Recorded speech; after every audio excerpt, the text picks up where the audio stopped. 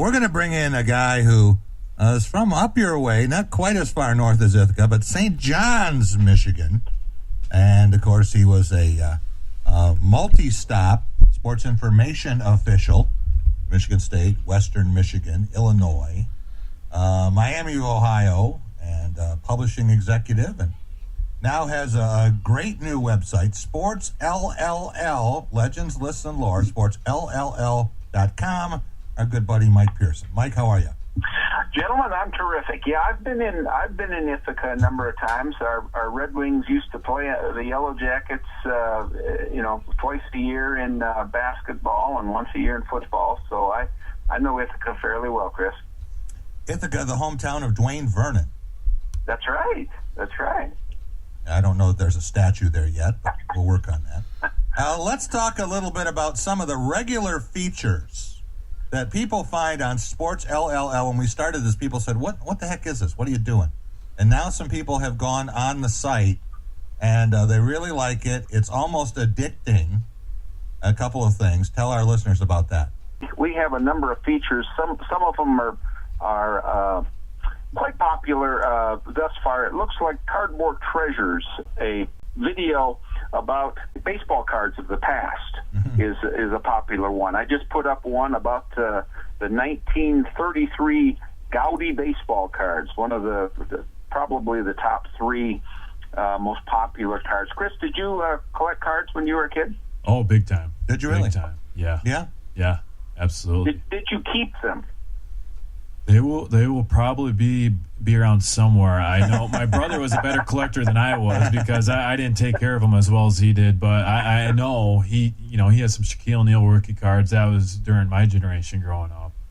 And well, so I know Jack has a bunch of cards. When did you start collecting, Jack? Well, I started collecting back when I was about 4 or 5 years old, but it was a problem because when I went away to college, and I had a bunch of them laying around, and I had them in suitcases. And my mother, who I loved dearly, made the worst mistake of her life. And she gave these cards away to a cousin who I couldn't stand. And I don't know what he did with these cards, but I'm sure it was nothing productive. But I think that whatever happened to those cards, they probably wound up on the spokes of some bike or something. Gosh. Oh, don't tell me those kinds of stories. So you have to go back and you kind of, re-establish a collection. But I have some memorabilia going back certainly to the 50s.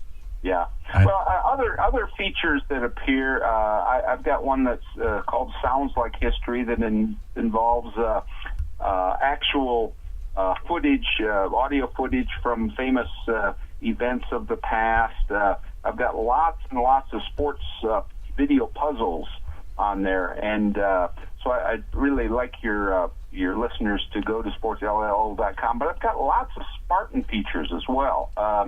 As Jack knows, I wrote the Spartafacts column for the Lansing State Journal for several years, and I put a new Spartafacts feature up every Sunday, Tuesday, and Thursday. And so, and then there are video puzzles as well. Who's that Spartan? This week in Spartan history. There's all sorts of things on there. Let's talk about some of the history associated with this date. 81 years ago.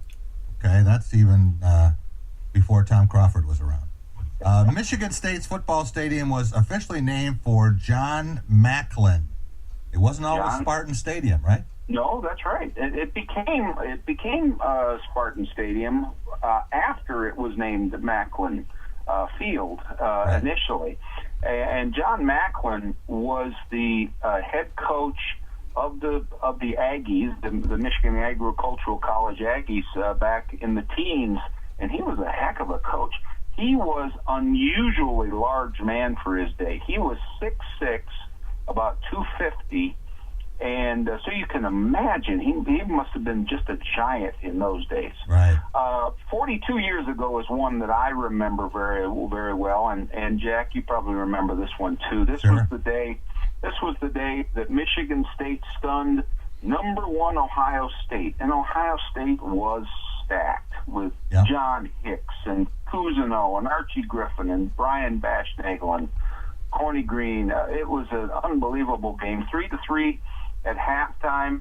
It came down to just over 3 minutes left in the game.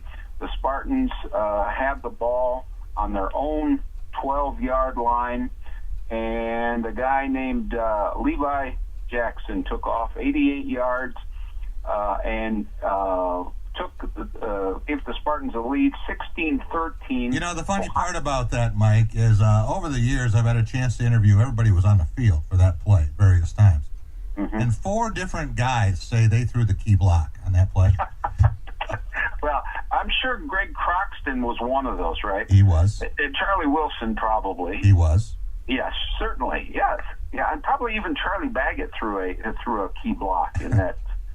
You know, the end of that game after the sliced right run put Michigan State ahead 16-13. Ohio State came back down the field. They got the ball down inside the 10 and then inside the 5, and then the Michigan State players are laying on the Ohio State players and having timeouts, and the ball's on the 1-yard line, and Ohio State's trying to line up. They can't get set. The ball snapped. It goes right through Corny Green's legs.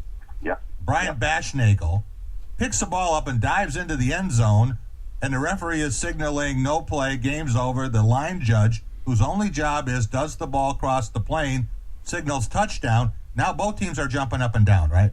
So you've got dual celebrations. Both teams have won the game. Right. And the fans stayed in the stadium for about 45 minutes. Wayne Duke, who we're going to talk about in a minute, actually said, don't do anything until I find out what actually happened.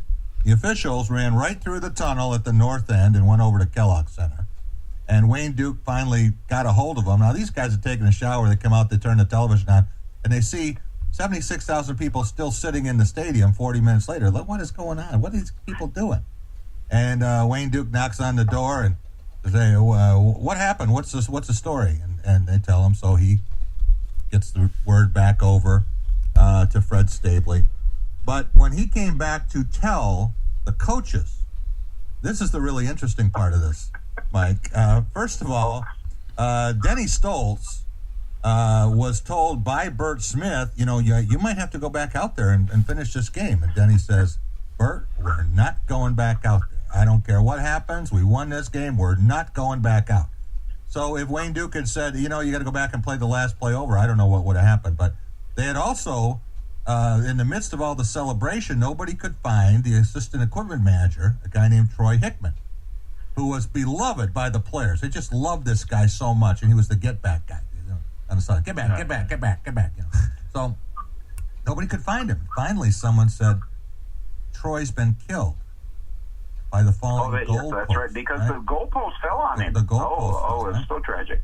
So, now suddenly this thing goes from the wildest celebration imaginable, beating the number 1 invincible Buckeyes, to just like a memorial service. And 45 seconds later, who walks in the door but Troy Hickman? He's been out there celebrating with all the people. So. And then Woody goes in, or Wayne Duke goes in and tries to tell Woody Hayes what had happened. And that didn't end well for Wayne. No, it did not. Well, Woody kind of manhandled the commissioner, had him up against the lockers. And then for, as you say, 45 minutes, we didn't know who won the game. It was the darndest thing. The Ohio State fans, there were a lot of them there, would start jumping up and down. They're listening to radio, they hear something, and then the Michigan State fans would start jumping up and down, and it was the craziest thing you've ever seen for 45 minutes after a game. But today is Wayne Duke's 88th birthday, correct? 88th birthday, and just a terrific person. You've met Wayne several times, I'm sure, but yes. Wayne is a terrific person, not in great health nowadays, but turns 88, so happy 88th birthday to him. What happened 32 years ago? 32 years ago, this was the first matchup of Spartan Ron Mason and Wolverine Red Berenson as they faced each other any number of times as the respective coaches of Michigan State and Michigan. Mason got the best of Red that particular day. The Spartans won 4-1.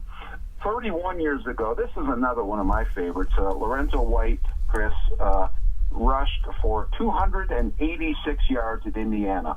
At the end of the first half, he had 206 yards. And so, we're looking in the record books. 206 yards at halftime. Jeez, this is unbelievable. So, the first play, Michigan State takes the kickoff, goes out of the end zone, started at the 20, first play, 73 yards down the field for Lorenzo White. Now he's got 279. He scores again another 7-yard touchdowns, 286. And there are 14 minutes and 30 seconds left on the clock. George Perlis, being the humanitarian that he was, took Lorenzo White out of the game with nearly a full half to go, right. And Lorenzo had 286 yards rushing. Melvin Gordon would never touch that. Yeah, Melvin was over 408, right? And yet you don't mention the offensive line. There you go. You got to talk about the offensive line. Yeah.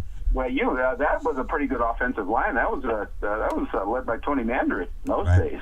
And Mike, 2 years after that against Indiana, in the game that decided the Rose Bowl berth, Lorenzo ran for 292. Yeah. And the following year, when Bill Mallory said, finally got rid of that Lorenzo White guy, Blake Ezor burned him for 250. So he didn't want to see Michigan State tailbacks.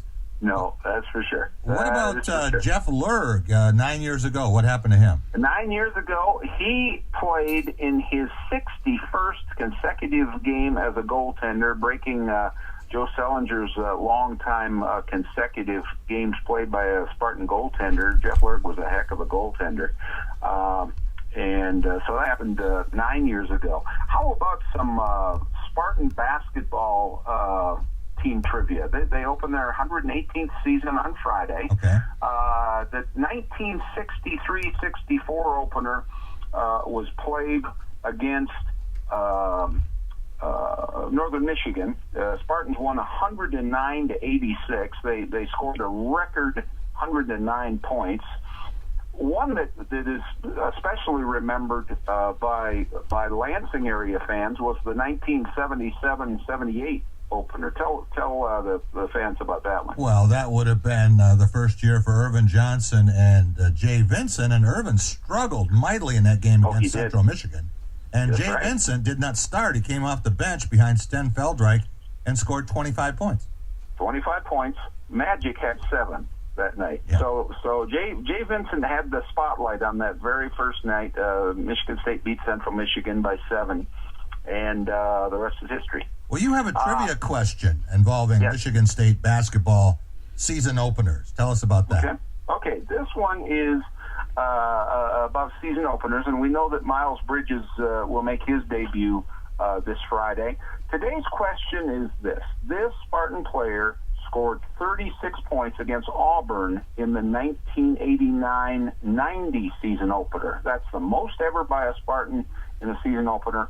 Who was that Michigan State player? Okay, we're going to take answers for that, and we have a special prize that we're going to give out. Who was the Michigan State player who scored 36 points against Auburn in the 89-90 season opener, the most points ever scored by a Spartan in the first game of the season? It wasn't his first game, but it was the first game of the season. And also want to wish happy birthday to one of the best pitchers I've ever seen, Mike. 81 years old today, Bob Gibson. And we know he gave the Tigers fits in games 1 and 4 of the 68 World Series, and then lost Game 7 on the triple by Jim Northman. Right, that's right. I was there for Game 4. I was sitting in the center field bleachers. It was raining.